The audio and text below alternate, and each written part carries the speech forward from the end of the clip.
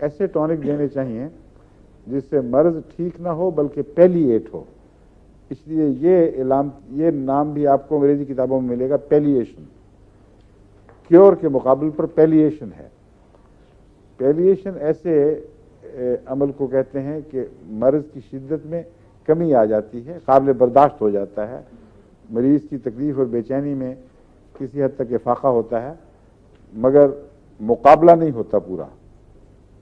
جب اس کو آپ بلڈ کر لیتے ہیں، اس کی اکانومی آپ دیکھتے ہیں طاقتور ہو گیا، پھر وہ جوابی حملہ کریں بے شک. اور اگر مرض اتنا نہ بڑا ہو جتنا میں نے بتایا مثلا سیلی، تو بعض دوائیں ہیں ہومیوپیتھ کی جو حیرت انگیز اثر دکھاتی ہیں اور سمجھ نہیں آتی کہ کیسے ہو گیا. میرے پاس ہاں ایک اور بات یہ ڈاکٹر کہتے ہیں کہ سل کا مادہ خصوصیت سے اگر معدے میں ایسی شریانوں کے قریب ہو جو خون پہنچا رہی ہیں اور خون لے کے جا رہی ہیں، ان سے جڑ گیا ہو، تو پھر ہومیوپیتھک بہت ہی احتیاط سے استعمال کرنی چاہیے، کیونکہ جو رد عمل ہوگا تو ہو سکتا ہے وہ شریانے پھٹ جائیں. میرے پاس ایک دفعہ ربوہ کی بات ہے، ایک مریض آیا جس کو ماہر ڈاکٹروں نے بتایا کہ تمہارے پھیپھڑے میں سوراخ ہیں، کیویٹیز کہتے ہیں، اور یہ سل کی وجہ سے ہو گئی ہیں. لیکن ایکس رے وغیرہ سے پتہ چلا کہ وہ کیویٹیز کسی ایسی جگہ نہیں ہیں کہ اگر ان کو علاج کی کوشش کی جائے ہومیوپیتھیکلی تو وہ رگیں پھٹنے کا خطرہ ہو. اور علامتیں ایسی دوا کی تھی جو عموماً سل میں استعمال نہیں ہوتی، اور وہ ہے مرکسول. سل میں اس میں سل کا ذکر بھی شاید ملتا ہو، بہت وسیع اثر دوا ہے، لیکن سل کے نام سے مرکسول کا دماغ میں نام نہیں آتا. تو میں نے سل کے علاج کی بجائے مریضہ کی علامتیں پتہ کیں تو مجھے بار بار ذہن میں مرکسول ہی آ رہا تھا کہ اس کا مزاج مرکسول سے ملتا ہے، وہی اس جیسی چیزیں ہیں. اس کو میں نے، اور کیویٹیز میں کالی کارب بہت اچھا اثر دکھاتی ہے، لیکن خاص طور پر اگر وہ بیس پر ہوں، یعنی لنگز میں بیس جو ہے لنگز کا وہاں اگر ہوں تو وہاں کالی کارب کا خاص تعلق ہے.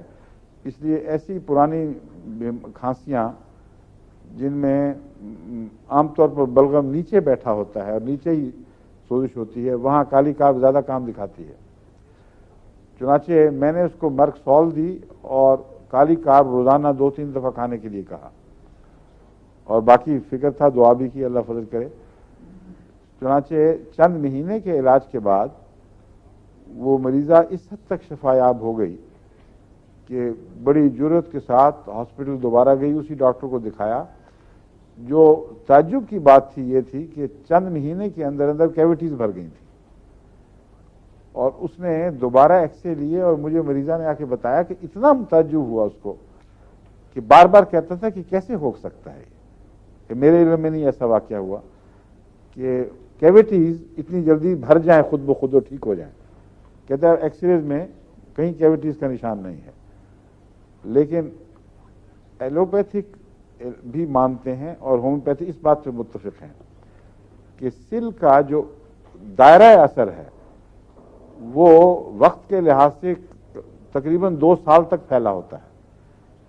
اس لیے اس کا علاج اگر اچھا اثر دکھا بھی دے تو جلد بند نہیں کرنا چاہیے، مسلسل جاری رکھنا چاہیے، خواہ بظاہر مریض کو ضرورت ہو یا نہ ہو.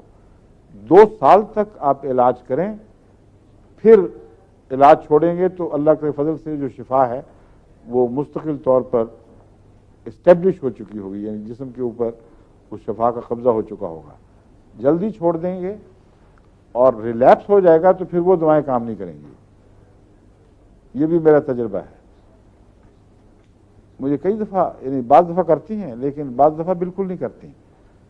اس پر میں نے سوچا کہ کیا وجہ ہے، آخر بیسیلینم کو یاد رکھیں، سل کی بات ہوئی ہے تو، کہ وہ خاندان جن میں سل کا مادہ پایا جاتا ہے کے اندر خواہ فوری طور پر سل کے آثار نہ بھی دکھائی دیں اور لیبارٹری میں بھی وہ ٹیسٹ نہ آئیں ان کے اندر مادہ ضرور رہتا ہے.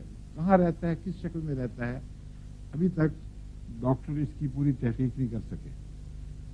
مگر حالیہ بعض تجارب میں امریکہ میں یہ بات قطعی طور پر ثابت ہو گئی ہے کہ سل کا مادہ بعض دفعہ نسل بعد نسل جسم کے اندر موجود رہتا ہے, حالانکہ اس کو کسی آلے سے شناخت نہیں کیا جا سکتا.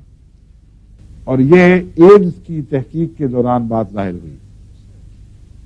ایڈز کی تحقیق کے دوران پتہ چلا کہ ایسے مریض جن کے اندر نہ سل کا کوئی مادہ تھا نہ سفلس کا مادہ تھا, ایڈز کے بعد ان کے اندر سفلس کی علامتیں ظاہر ہو گئیں, یعنی عطشک کی, اور ان کی پوری ہسٹری تحقیق کی گئی, اور ایک دفعہ نہیں بارہا انہوں نے یہ تحقیق کیا, اور یہی نتیجہ نکلا کہ اس ایسے مریض کو نہ سفلس تھی, نہ اس کے باپ کو, نہ ماں کو, نہ کسی اور کو, اور اسی طرح سل ان کو نہ ہوئی, نہ اس گھر میں نہ اس علاقے میں موجود تھی.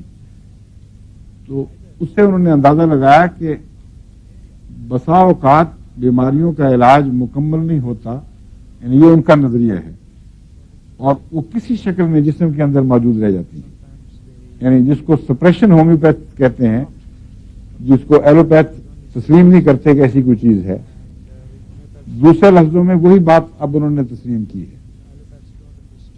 جن بیماریوں کا خصوصیت سے ہومیوپیتھک میں ذکر ملتا ہے کہ یہ نسل بذا نسل جسم میں منتقل ہوتی ہیں, اور جب تک یہ مادہ رہے گا اس وقت تک عام مرضوں میں بھی ایسی دوائیں پورا کام نہیں دکھاتی جو آپ نے درست تشخیص کی ہوتی ہے.